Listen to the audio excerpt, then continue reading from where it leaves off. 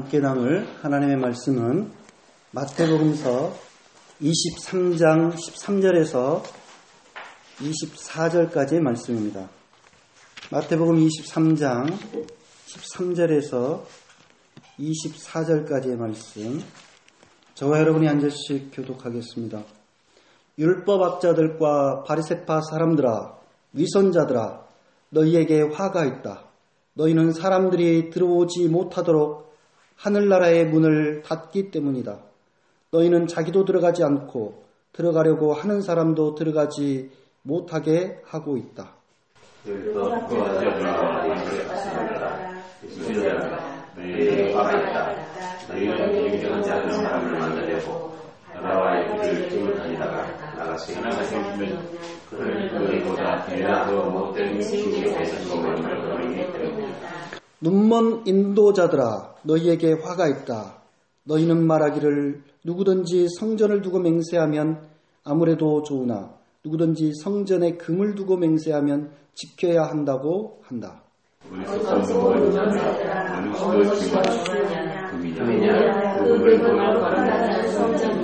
또 너희는 말하기를 누구든지 제단을 두고 맹세하면 아무래도 좋으나 누구든지 그 제단 위에 놓여 있는 재물을 두고 맹세하면 지켜야 한다고 한다.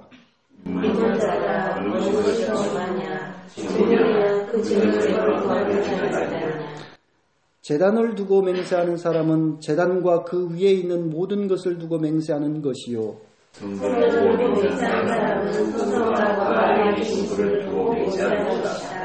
또 하늘을 두고 맹세하는 사람은 하나님의 보좌와 그 보좌에 앉아 계신 분을 두고 맹세하는 것이다. 너희에게 화가 있다. 너희는 가와 고향과 진실이 절제를 하시면서 정의와 자비와 신성과 율법을 중요한 것을 받았다. 그것들로 소유하지 않아야 되겠지만 그것들로 마땅히 행해야. 24절 같이 읽습니다. 눈먼 인도자들아, 너희는 하루살이는 걸러내면서 낙타는 삼키는구나. 종교개혁 502주년을 맞은 날입니다. 오늘날 한국교회 현실을 생각하면 종교개혁 500여 년의 세월이 마치 전설이나 오래된 유물처럼 여겨지기도 합니다. 그만큼 종교개혁의 빛이 바래버린 게 참 오래된 게 아닌가, 그런 생각을 해봅니다. 흔히 종교개혁에 불을 댕긴 사람을 마틴 루터라고 합니다. 그가 1517년 10월 31일 독일 비덴베르그 성당 게시판에다가 부착한 95개조 반박문, 그 반박문을 붙인 날을 종교개혁 기념일로 지키고 있기 때문에 루터를 특히 종교개혁의 대표적인 인물로 이렇게 금방 떠올리게 되지 않는가 싶습니다. 마틴 루터는 비덴베르그 대학의 성경을 가르치는 교수였습니다. 또 성 아우구스티누스 은수자 수도의 수도사이기도 했습니다.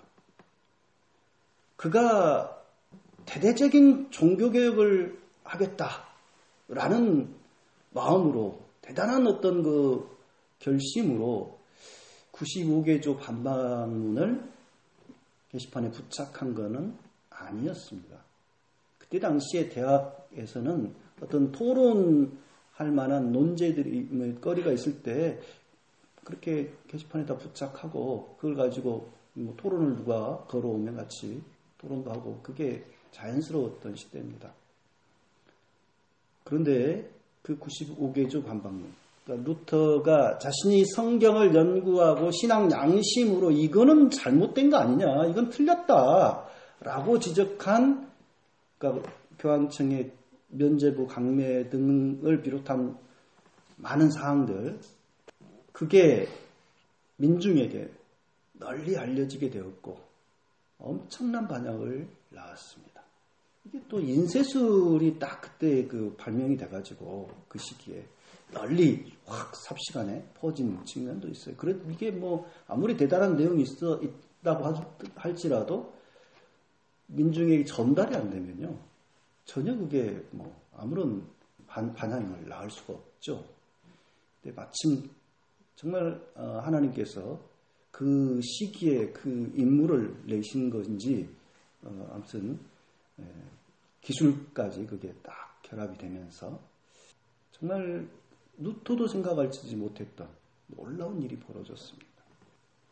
세상이 변하고 있었습니다. 중세가 끝나가고 있었습니다. 이제 봉건제도가 쇠락하고 길드나 장원 경제가 이제 거의 실효성이 거의 별로 없어지고 자본주의 경제가 발전하고 있는, 움트고 있는 그런 시기였습니다. 그런데 교회는 아직도 미몽에 잠겨서 세상 변화를 감지하지 못하고 있었습니다. 그래서 저렇게 대드는 저 루터 교수 파문하고 또 종교개혁 재판에 회부해서 없애버리면, 죽여버리면 잠잠해지겠지. 그렇게 안이하게 판단한 걸로 보입니다. 근데 루터는 현실적인 어떤 그 정치력도 상당히 좀 있었던 것 같아요. 그래서 자신을 보호하기 위해서 귀족들과 손을 잡죠. 귀족들이 루터를 적극적으로 보호해 줬습니다. 그래서 하나님의 각별한 보호하심도 있었지만은 그때 상당한 권력자, 실력자들로 성장한 독일 제후들이 그를 보호하였기에 죽지 않고 계속해서 종교개혁을 이룰 수가 있었습니다. 이점이 이제 종교개혁을 성공시킨 요인이기도 하고 한계이기도 하죠. 민중들의 힘을 힘입어서 종교개혁을 이뤘다면 보다 더 근본적인 종교개혁이 됐을 건데 귀족들의 힘을 빌다 보니까 종교개혁에 성공은 했지만 한계가 적지 않이 있는 종교개혁이었다. 이런 비판도 가능합니다. 하지만 루터가 이루려던 그 종교개혁이 차지도 덥지도 않는 미집지근한 내용이었냐? 전혀 그렇지 않습니다.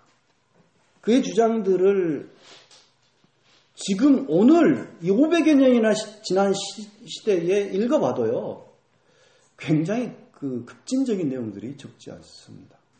가령 루터가 1520년에 쓴 독일 민족 그리스도인 귀족에게 호소함이라는 글이 있거든요. 그 글을 보면 기독교계가 지금의 상태에서 개선해야 될 27가지를 지적하는데 그 내용 가운데서 이런 대목들도 있습니다. 교황들, 주교들, 사제들, 수도사들, 수녀들을 영적 계급이라고 부르고 제후들, 영주들, 장인들, 농부들을 세속적 계급이라고 부르는 것은 어떤 기회주의자들에게 의해 만들어진 허울 좋은 고한물이다. 모든 그리스도인은 참으로 영적 계급에 속하며 그들 사이에서는 그들이 서로 다른 일을 하고 있다는 것 외에는 아무런 차이가 없다. 교황이 됐든지 들판의 농부가 됐든지 영적인 면에 있어서는 차이가 없다 이거예요. 왜 이쪽은 더 거룩하고 이쪽은 세속적이라고 하냐 이거예요. 농부도 또 목수도 그 나름의 하나님의 소명을 가지고 일을 하고 있는 것 그 자체가 굉장히 거룩한 일이고 영적인 일이다. 그렇게 보고 있는 겁니다. 그 사제는 왜 한 번 사제가 되면 평생 사제냐? 파문을 당하거나 뭔가 잘못돼가지고 교회 공동체가 옷을 벗어라 그러면은 그냥 평신도가 될 수 있어야 된다. 그것도 지적을 하고요. 그리스도의 대리자이며 성 베드로의 후계자로 자처하는 기독교 세계의 수장이 어느 왕이나 황제도 그에게 미칠 수 없고 그와 경쟁할 수 없을 정도로 세속적이고 화려하게 살아간다는 것을 아는 것은 고통스럽고 충격적이다. 그는 가장 거룩한 자, 가장 영적인 자라는 칭호를 받을 자격이 있다고 주장하지만 세상 자체보다 더 세속적이다.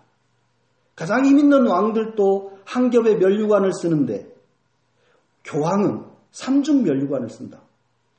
만약 이것이 낮아지신 그리스도 또는 성 베드로를 닮는 것이라고 한다면 그것은 내게 하나의 새로운 유형의 닮음이다. 내가 생각하기로는 만약 교황이 하나님 앞에서 두려운 마음으로 기도를 드리려고 한다면 그는 자신의 삼중 면류관을 벗어버려야 할 것이다. 왜냐하면 우리 하나님은 교만을 용납하지 않으시기 때문이다. 오늘날 읽었을 때 굉장히 상식적인 이야기지 않습니까? 그런데 사실 루터가 살던 시대에 이런 이야기를 공공연하게 주장한다는 건요, 쉬운 일이 아닙니다. 목숨 걸어야 될 일이었어요. 16세기 초반에 감히 교황을 일컬어서 적그리스도다 라고까지 주장을 하는 루터. 하늘에 계신 저 하나님께서 머지않아 그대의 보좌를 파괴하시어 그것을 지옥의 나락으로 떨어지게 하시리라. 그대 자신을 하나님보다 높이는 권능을 누가 그대에게 주었는가? 이런 이야기를 해요. 참 죽으려고 환장을 했나 이런 생각이 들 정도로 대단합니다. 대단해요, 진짜. 한 조그만 대학의 교수이자 수도사가, 일개 수도사가 교황을 상대로 이런 댓글을 하고 있는 겁니다. 교황 레오 10세는 그에게 교서를 보냈습니다. 그런 주장을 철회하라 라는 내용의 교서를 보냅니다. 그런데 그 교서를 받아든 루터는 그걸 사람들 다 보는 앞에서 불태워버립니다. 거기서부터 루터와 이 가톨릭 교회는 결정적으로 돌아서기 시작하죠. 교황의 교서를 읽지라도 그것이 하나님 말씀에 비춰서 잘못된 거면은 그렇게 중요한 게 아니라는 거예요. 루터의 생각입니다. 예수 그리스도의 십자가 복음에 대한 뚜렷한 확신, 진리에 대한 확신이 없었다면 이렇게 할 수가 있었을까? 참, 예. 그래서 중세 가톨릭 교회를 개혁하고 나온, 가톨릭 교회 잘못된 것을 뜯어 고쳐라고 하면서 결국 이렇게 분리되어 나온 게 개신교 아닙니까? 프로테스탄트라고 합니다. 저항하는 자들. 저항하는 거예요. 잘못된 것들에 대해서. 루터와 같은 종교개혁자들의 후예가 오늘날 개신교, 신교라고 합니다. 구교가 아닌 신교. 개신교라는 명칭이 거기서 나왔죠. 개신교 중에 여러 교단들이 있는데 그 중에 특히 우리가 속한 장로교의 경우는 별칭으로 개혁교회라고 합니다. 개혁교회. 요즘 청소년들 사이에서 무언가를 더 낫다, 더 좋다, 뭐 이렇게 강조할 때 개자를 붙이잖아요. 그래서 개 맛있다, 개 멋있다, 이런 표현들을 쓰는데 개신교, 신교도 구교보다 나은데, 네? 더 나은 신교, 개신교 이런 의미로 이게 받아들여진다면 얼마나 좋겠습니까?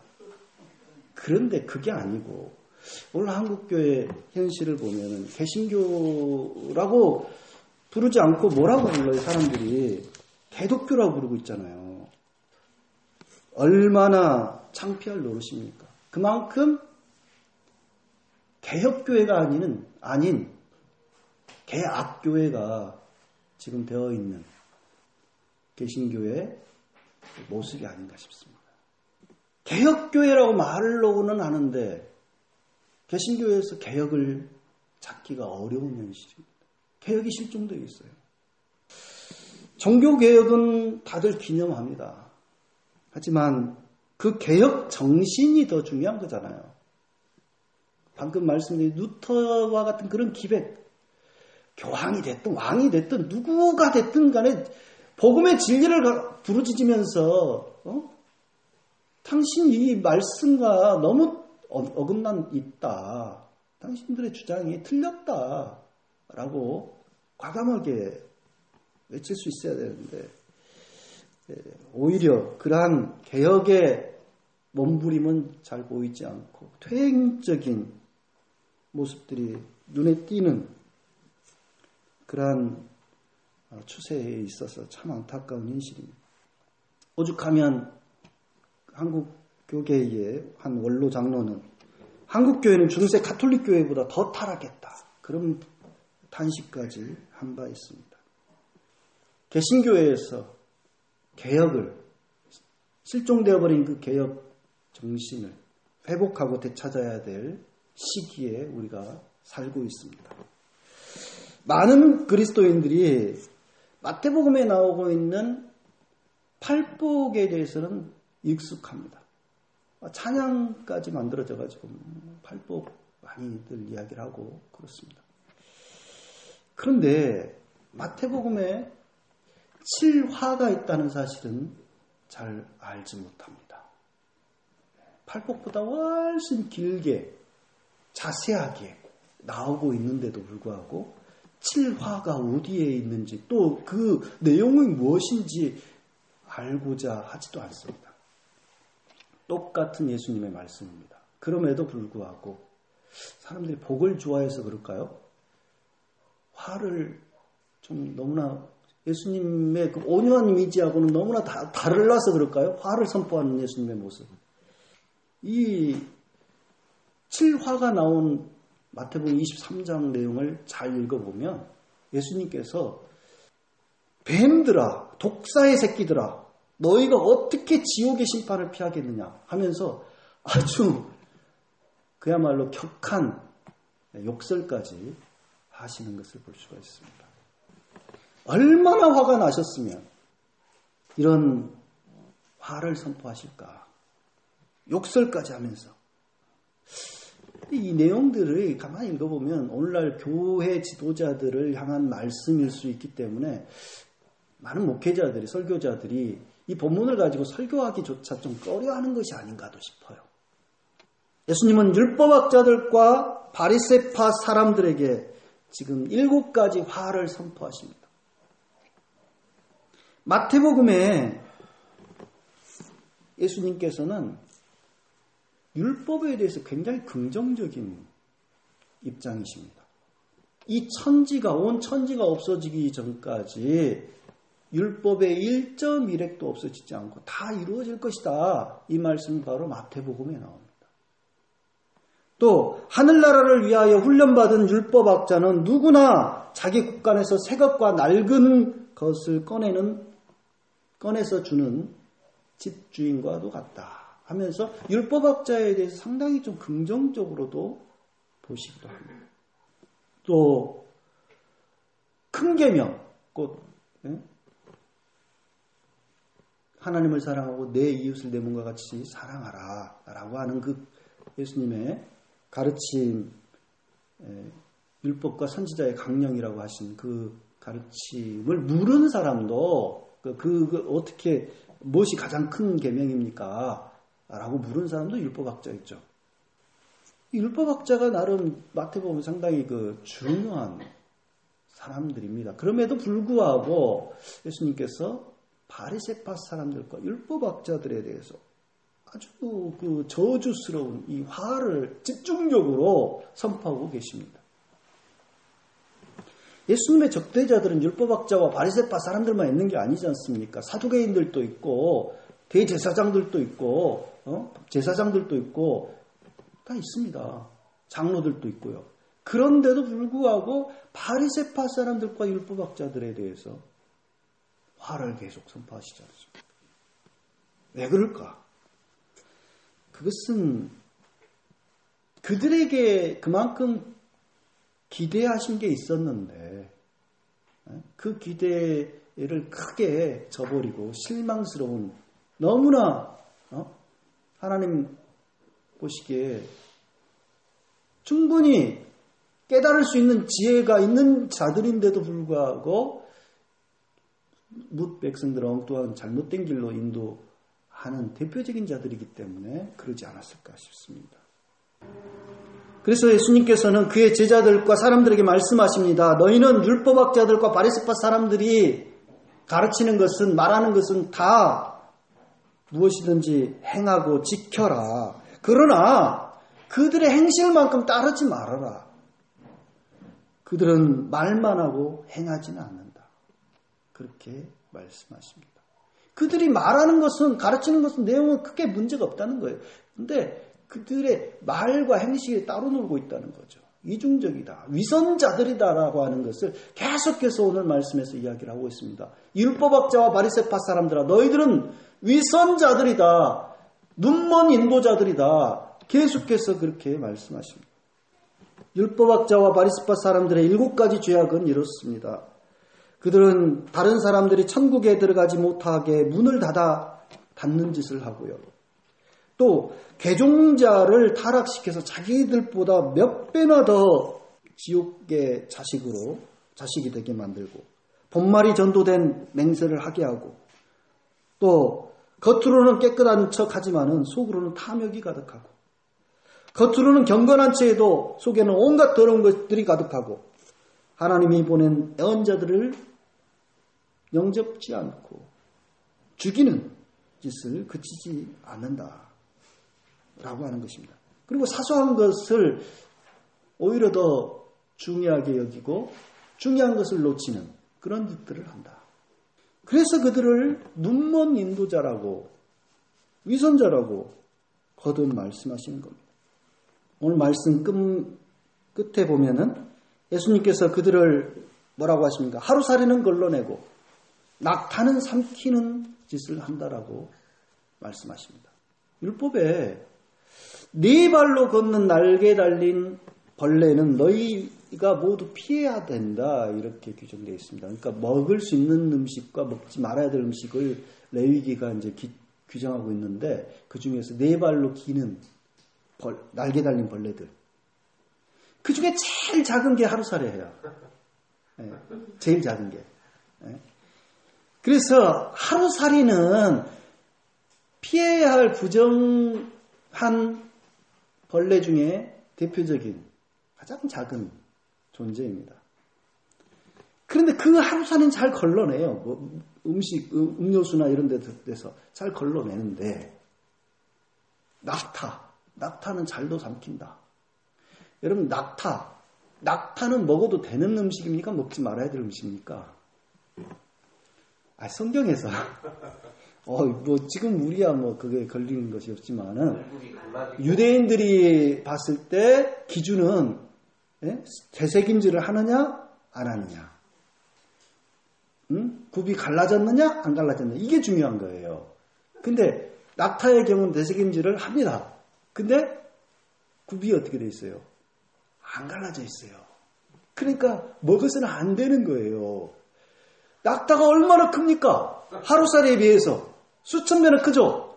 그런데 낙타는 잘도 삼킨다 이거예요. 예수님께서 이게 상당히 유머스러운 말씀인데, 사실은 떠올린다면 너희들은 그런 짓을 하는 놈들이다라는 거 아닙니까? 왜 먹지 말아야 될 큰 것을 먹고 있는지 없는지조차 잘 분간하기 힘든 하루살이는 잘도 걸러내느냐, 이런 말씀을 하시는 거죠. 이건 뭡니까?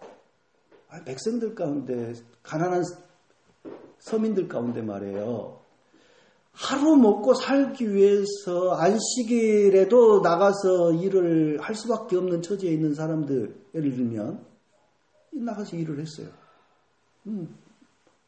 가족들 먹여 살려야 되니까. 근데 율법학자들이 보면 안식일 어겼네, 안식일법 어겼네, 너희들은 죄인이야, 이렇게 되는 거 아닙니까? 그런데 지체 높은 귀족들이나 제사장들이나 그들이 온갖 백성들을 예루살렘 성전에서 백성들의 돈을 갈취하고 사기를 저지르고 사기를 치고 말이죠. 온갖 부정한 짓들을 하는 것들에 대해서는 다 눈 감아주고 있지 않습니까? 훨씬 더 큰 죄에 대해서는 예수님께서 그런 말씀도 하시지 않습니까? 부자가 하나님 나라에 들어가는 것은 낙타가 바늘귀로 통과하는 것보다 더 어렵다. 이런 말씀을 하시죠. 근데 지금 부자들은 잘도 통과하게 바늘귀로 통과하게 만들어주고 그런 모습이에요. 그래서 당시 권력자들, 귀족들은 다 무슨 일을 저지르건 간음을 저지르건 사기를 치든 도둑질을 하건 그런 건 다 용서가 돼버리고 가난한 힘없는 백성들만 뭔가 죄인을 만들어내는 너희들의 그 이중적인 위선적인 율법 해석과 그런 태도들은 다 잘못이다라고 하는 것이죠. 지금 한국교회는 예수님의 그런 칠화에서 과연 자유로운가 돌아볼 일입니다. 이 포르처럼 교회의 머리는 예수 그리스도라고 말하지만 실제로는 예수님이 머리가 된 게 아니라 도대체 예수님이 교회 안에 계신조차 의심스러울 정도로 예수님은 안중에 없어요. 하나님 두려울지를 모르죠. 그래서 총회가 정한 헌법까지도 어겨가면서 자식에게 교회를 세습하고 하는 목회자들이 있습니다. 그런 목회자를 보면서도 아무런 또 문제의식을 못 느끼고 저항하지 않는 그 교회의 성도들도 있습니다. 교회의 지도자들의 각종 추문이 사회 매스컴에 오르내릴 정도로 심각한데도 이것을 사죄하고 자숙하며 돌이킨 사람을 찾아보기가 너무 어려운 상황입니다. 그러면서도 동성애와 이슬람과 주사파에 의해서 한국교회가 지금 마치 풍전등화에 놓여있고 곧 망할 것처럼 그렇게 난리법석을 피는 목회자들이 상당히 많아요. 16세기 종교개혁 직전에 중세 가톨릭 교회가 복음의 본질에서 너무나 멀어졌듯이 지금의 한국교회도 전반적으로 예수님이 가르치신 그 복음의 정신에서 상당히 멀어져 버린 게 아닌가 싶습니다. 최근에 검찰의 이중 행태가 수많은 사람들에게 비난을 받고 있지 않습니까? 표창장 위조했다고 온 집안을 다 들쑤시고 그냥 다 난리법석을 하고 지금 수십 명의 검사들을 갖다 동원해서 수사를 진행했는데 검사의 공문서 위조 사건은 어떻게 했습니까? 검사가 공문서를 위조했어요. 공공연하게. 근데 그건 별게 아니라는 거예요. 아무런 처벌을 하지 않고 수사도 하지 않습니다. 참 그런 걸 보면서 오늘날 교회의 모습도 크게 다르지 않다. 그런 생각을 해봤습니다. 하루살이는 걸러내고 낙타는 삼키는 짓을 버젓이 저지르면서도 반성을 하지 않고 있습니다. 이런 상태가 지속된다면 이 땅에 교회는 예수님께서 선포하신 7가지 화를 피하기 어려울 것입니다. 교회 개혁은 비단 목회자들만의 몫이 전혀 아닙니다. 평신도들이, 성도들이 깨어서 함께 개혁하지 않으면 교회는 개혁될 수가 없습니다. 모든 성도가 소명의식과 주인의식을 가지고 교회가 예수님께서 가르치신 그 복음의 진리대로 본연의 자리로 돌아가도록 함께 힘쓸 때 우리 주님께서도 기꺼이 나서서 우리를 도와주시리라고 믿습니다. 함께 기도하겠습니다.